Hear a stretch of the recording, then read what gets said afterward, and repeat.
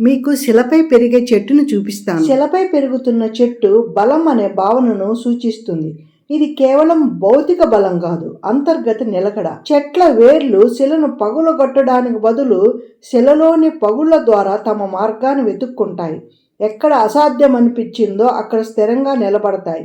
ఇక్కడ వేర్లు విరిగిపోకుండా వంగుతాయి. శిలపై పెరిగే చెట్టు మానవ జీవితాన్ని సూచిస్తుంది. మన జీవితంలో కష్టాలు, సవాళ్లు ఎదురైనప్పుడు మనం శిలలాంటి గట్టి మనసుతో ఉండాలి. శిలపై పెరిగే చెట్టుకు శిల ఎంత గట్టిగా ఉన్నా సరే దానిపై వేళ్లు పెరిగి బలంగా వేళ్లు దిగి నిలబడి పెరిగినట్లుగా మనుషులు కూడా జీవితంలో కష్టాలను ఎదుర్కొని వారి సమస్యలను పరిష్కరించుకొని ఇంకా ముందుకు వెళ్ళగలగాలి. ప్రతికూల వాతావరణంలో కూడా చెట్టు పెరగడం ప్రారంభించడమే పట్టుదలకు నిదర్శనం. సంకల్ప బలం ఉండాలి కానీ పరిస్థితులు ఎలా ఉన్నా నీ ఎదుగుదలను ఎవరు ఆపలేరు. జీవితంలో ఇప్పటి వరకు ఏం జరిగింది అనేది నీకు అనవసరం. ఇప్పటి నుంచి మళ్ళీ మొదలుపెట్టు. ఓటమిని ఎప్పుడు ఒప్పుకోకు.